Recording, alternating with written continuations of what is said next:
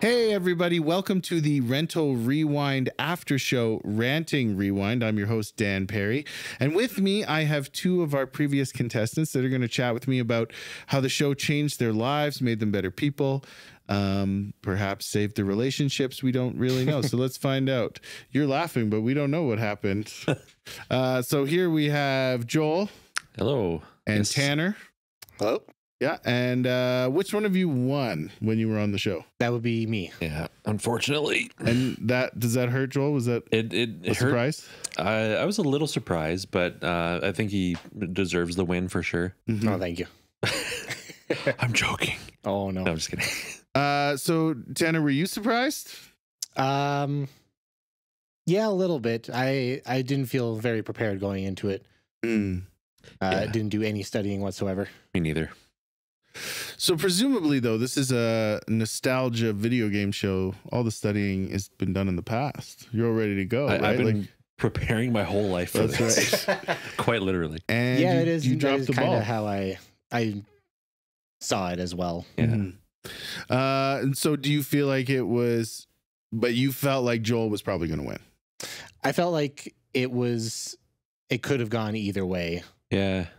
We're both pretty nerdy. Okay. In our own areas. So yeah, I kind of thought the same thing. Like, I got a good chance, but yeah, you never know. Nope. Yeah. So you're evenly matched. I think so. I think in a lot of ways we are. Has it inspired you to go back and play some old video games that maybe you haven't played in a while? Yeah, maybe a little bit. I started playing. I guess it's old at this point, but I started playing Skyrim again. Oh yeah. Yeah. Nice. Yeah, same here actually. You're playing Skyrim too? For like the 12th time. Yeah, something like that. Yeah. I haven't gotten into it, but I've heard it's one of those games that you just get sucked into and like you can dump hours and hours and hours into. Yeah, you just go back to it once every year or so. Yeah. Yeah, there's a lot of ways to play that game too. Like I guess an infinite amount. Like you can play like a different type of character, use different types of weapons and stuff. Maybe find quests that you haven't done before. Yeah. So those kind of games are nice. Replayability. Yeah. That's awesome. I've been going back and so on the Switch, I don't know if you guys have a Switch, but they've been coming out with like their online pass, and you can get like the Game Boy now, and you can get like the Advance and stuff. And I never had those systems as a kid. Like I didn't have a Game Boy when I was a kid. So I was playing like Super Mario Land 2, I think. Yeah. Oh yeah. But it's like it's on like a giant TV now, but it's still like all green colored and everything. Yeah. But I was like, oh, this is kind of neat that I get to kind of go back and, you know, experience Mario from that perspective that I hadn't had before. Right. Are there any games that you kind of that you missed at the time like that? Was there anything that you've then gone back and thought, oh, I should play that, I should try that one out? I guess for me, there have been some Kirby games that I just wasn't into like growing up that I then went back and played. Don't care for it. Not a Kirby fan. They're very like, they're gateway drug games, right? They're trying to teach kids how to use a platformer, how to like, that's what they're for. That's a good point. Yeah. There's a lot of charm in those Kirby games for sure. But yeah, I didn't find it as engaging as like an older person. Yeah, fair enough. Yeah. They're a little too kid friendly to pick up at this age. Yeah. Why the heck? Why the heck would they do that? But Nintendo runs the gamut. I mean, they've got, you know, Kirby is probably their entry level. And then Mario is trying to be everything to everybody. Yeah. Zelda can, you know, you can go as deep as you want to. But I think like even the Donkey Kong Tropical Freeze game, I don't know if you played that, but like it's hard. Like that is a hard game if you're playing it on like the regular setting. You haven't played it? I haven't played that one, but I've heard it's really good. Yeah, it's fun. I remember playing quite a bit, and I don't think I ever finished it because it was pretty challenging. Yeah, it is. Yeah. I haven't finished it either. I'm like, oh, I've definitely hit that. Like there was in the original Donkey Kong Country, there's like the minecart track level, and you just have to know when to hit that button. Yeah, because you got to jump and you got to get your timing exactly right. And there's similar experiences happening on this one, but like the graphics are way better and some really nice backgrounds and stuff like that. So what I like about I guess most Nintendo games like that or Mario is that yeah, they are like pretty entry level for the most part, but they do start to ramp up and kind of like, I guess, respect the older audience that like actually knows how to play the game and so on. Yeah. Mhm. I found that with recently I played Mario Wonder, and Oh yeah. like the final level, it's like I can't remember the name of the level, but it's basically the ultimate final super duper, this is the end. Like that's Yeah. the name of the level. Yeah. And it is like pretty challenging. It took me like an hour straight to beat You got to it. grind it out. Yeah. For sure. I had the same experience. My wife and I played through it, and I was just like, this is tough. They made it tough. Yeah. Have you played it? Have you tried Wonder? I haven't played it yet either. Come on, Tanner. We got to get you going on some games here. I do want to get it. I did watch Joel play the final level because he was streaming it at the time. Nice. And yeah, it looked like a lot of fun. Like even just watching it was a lot of fun. Yeah. No, it's great. And I think what they've had to do, like if you have Mario Maker essentially opens it up to anyone can make anything, right? Mhm. Yeah. So now the next is like, what do we do now? Well, they had to go crazy. Like that's what the wonder part is just like the whole thing is exploded and everything's different and every level is different. It's really exciting, actually. I think it's really cool to see what Nintendo's doing these days. Yeah, because I think over time you kind of do the same thing over and over. It becomes really stale. Right. So yeah, seeing something sort of like break convention is really just really nice to see. Mhm. What, thinking back to sort of when you were a kid, what was your favorite sort of genre? What was your type of game that you gravitated towards? For me, mostly I was a big first person shooter kid. Okay. Because like my first console that we got like brand new, like the ones we had before were all used before. But we got the original Xbox and it came with Halo 2. Yep. And I played that so much that it wore That was out massive. the disc. I mean, that was everywhere. Yeah, exactly. Yeah. But yeah, it was like right at the perfect time. I was probably, what was the Xbox, 2002? Yeah, that sounds right. So I would have been 10. Yeah. Perfect demographic for that. And yeah, it just changed my brain chemistry, I think. Yeah, for sure. I think that's what the X stood for, was 10, because that's your Oh age. my God. So they planned it around you. Yeah, kind of. I mean, I was thinking about Halo because, like, right around when that game came out, I got really into first-person shooters. But I always enjoy playing like platformer games, like especially the 3D platformer, like adventure type of stuff. I find that stuff really fun. Mario Odyssey is like the best example of that, I think. Super fun game. Yeah. Really well produced, really slick. Yeah. It feels so good to play, which is like weird to say for some games, but like if you've never played the game, like you don't get it. You don't Well, I you think won't understand. Here's the thing about it though, it's like, and I was thinking about this just as I was going back, kind of playing some other Mario games, is there's other platformers out there, but when you go and play those, you're like, something's missing. Like it's not, and I couldn't even tell you what it is. Like it's, I can't describe it. It's je ne sais quoi, but it's not there. And I'm like, no, Mario has this magic to it that they were able to capture, and they seem to continuously capture. Yeah, for sure. And I have to assume that's Miyamoto's team, whoever he puts together, because I mean, these things are employing hundreds of people, I'm guessing, to put it together. Yeah, it's good. I thought I had a That's thought. the kind of insight that we're looking for here. No, video games good. Video game good. Good game. So Joel, do you work in like the gaming industry, or do you work in media? Like what's your background there? So I guess like growing up, I always had like an affinity for making games. And this is like a weird story. I don't think I've ever told anyone this story, but exclusive story right here. When I was really young, I was probably like maybe 5 or 6. I remember being at a babysitter's, and I was making my own board game on like a piece of printed paper, like just drawing out the little squares. For sure. So kind of started there, but after high school, I took a program post-secondary, and I started to learn a little bit like coding language and stuff. So I took a lot of like my artistic talent and sort of combined it with all this knowledge that I was getting. So although I don't work in the industry, I'd love to be at the very least, like a consultant or a play tester or something cool like that.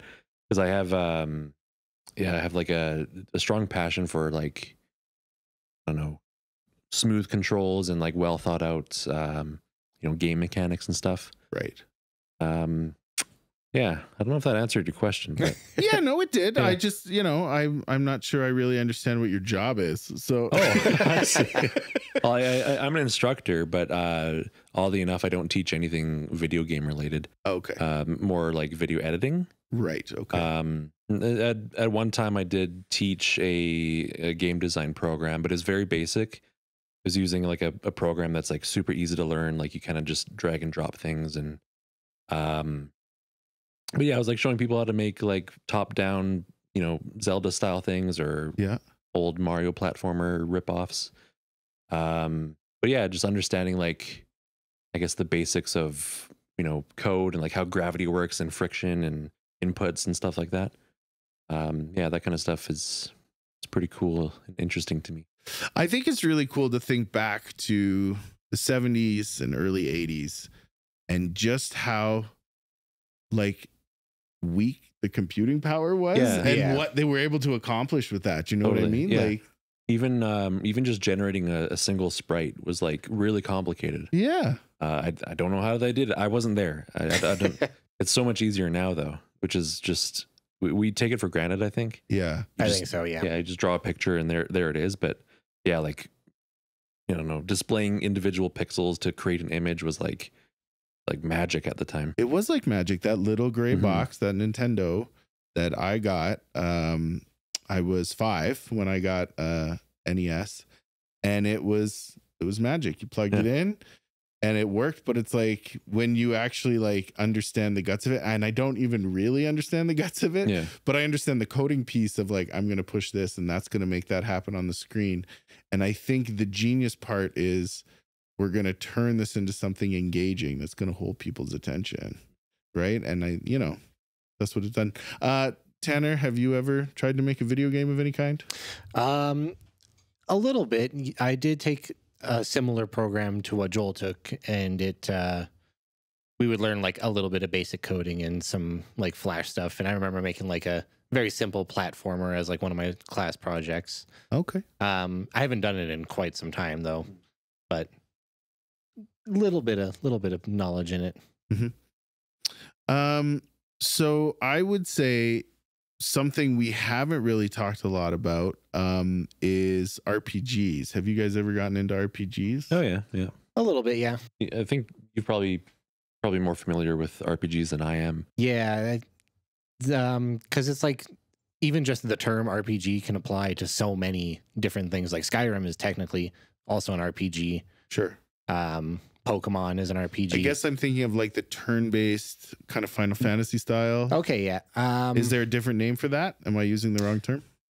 It still qualifies as RPG, but I think a lot of them are JRPGs, which is Japanese role-playing game, and that tends to be the style for those type of games. Right. But yeah, I think the most like turn-based one that I've done is Pokemon. And then after that, probably a little bit of Fire Emblem. Okay, yeah. Like I played one that was on the Game Boy Advance forever ago. I think it was Fire Emblem Tactics, and it was like a grid-based like XCOM kind of thing where you like tell your characters where to go and what to attack each turn kind of thing. Right. They're pretty fun. It's a lot of numbers on the screen kind of game.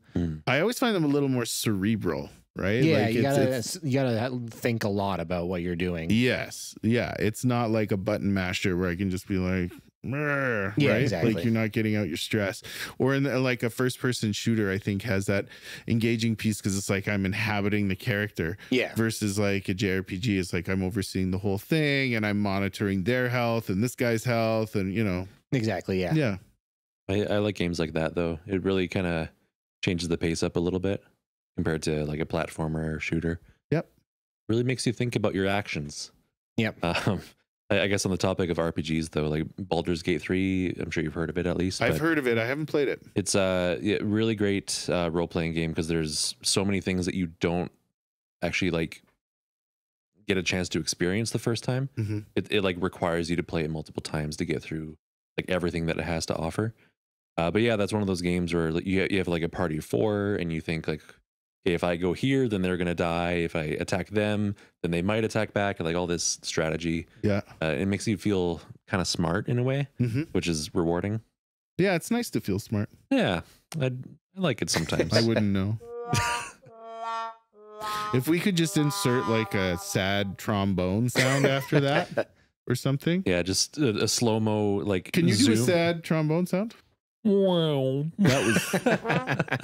I think we need a sad trombone for that attempt at a sad trombone. Yeah. Tanner, let's hear your sad trombone. Wah, wah. Well, that was better, I guess. I guess that's a more conventional. Was that a French horn? Anyways, could be. Did you guys ever go to the arcade when you were kids? Little kind of. Like I do like the arcade that's in the theater. Oh, right, the movie theater arcade. Yeah, the movie theater arcade. Never like a dedicated arcade though.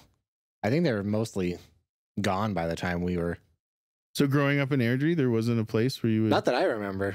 The closest thing would be Liquid Matrix, which was technically an arcade, I guess, but it was more like PCs. It was an internet cafe. Actually, that's a better way to put it. So it wasn't like cabinets or pinball machines or even like air hockey. It's just like pay X amount of money, sit at a computer, and then play whatever you want, I guess. Which is fun at the time. That was a really cool concept. Yeah, I went there a few times. Yeah. Do those still exist, do you think? Are they still around? I think they're coming back now. Oh, really? I think I've seen a couple. I think there's one in Airdrie here, and I think I've seen a couple in Calgary too. I think VR arcades are I feel like they're getting more popular now, but that's another thing that would have been mind-blowing as a kid to see. Oh yeah, for sure. I worked at an arcade, VR arcade, and we had 16 booths. They're all trying to remember the measurements now. 10 by 10 feet booths, so like all padded and everything. Each of them had their own VR headset and a computer. You worked at this place? Yeah, yeah. Oh, cool. So I helped, get people set up, and we had like a bunch of online games too, so you can like connect with people in other booths. Oh, that's fun. So be playing with each other, and you're like across the building. Yeah, really cool to see. And so how long ago was that? When were you doing that? That was a little over 3 years ago, I think. Unfortunately, due to COVID, I think they closed their location in Calgary, but. Yeah. Pretty sure they have more across the province. It's been a while since I've checked up on them, but there's other brands. No, not brands. Businesses, I guess, that do that type of thing. Competitors for sure. Yeah. Sweet. So if you're looking for like, I don't know, if you're doing like a bachelor party, like that type of stuff. I was just thinking like a bachelor party would be perfect, or something like that. Yeah, we did a lot of birthday party hosting and stuff. So we had a bunch of like, 10-year-old kids running around and knocking over things and running into walls with the headsets on. Sure. Yeah. That makes sense. That was kind of an interesting job to work at, but also kind of terrible at the same time. For sure. For sure. It's a lot that can go wrong. Okay. So if there is anywhere online that you would like to direct people to check out your stuff, where should they go to see what you're doing, what you're streaming? So you can find me on Twitch. I'm Mr. Jolioli. I try to stream at least once a week. I don't know. And you mix it up. You're doing all different kinds of stuff. Yeah, I just play whatever I feel like playing. Okay, sweet. That's about it. You can find me also on Twitch at Spaceman Maroon. Again, I also stream about once a week. Usually I have Joel on a stream if we're playing games together. Nice. So if you guys are interested, you should go check them out, check out their streams, and ask them questions, because maybe you would want to be a contestant if we were to do this again. We know a guy. We know a guy. We know a guy. It's pretty crazy, hey? Like, it was a fun way to... Oh, yeah, for sure. Kind of do a game show. Yeah, it's such a weird thing to think about, but like, I don't know, like interactive online participation, like it really kind of opens it up to a lot of people who can actually do that thing from home. Yes. So I think it's a very untapped market right now. Yeah, and like the setup that these guys did here with like the hydraulic arms and stuff is amazing. It's insane. Very great job. Or it's pneumatic, not hydraulic. I apologize. Didn't even question it, but you're absolutely right. And now I'm going to call you out on it, even though you already pointed out. That's not calling someone out. That's just repeating that they were wrong. It's like, yes, you're wrong. I'm right. But anyways. Well, there you go. You're wrong. I'm right. So thank you so much for joining us. We really appreciate you hanging out with us today. And we will see you on Twitch, I suppose. So come find us there. Have a good one. See you later. Bye-bye.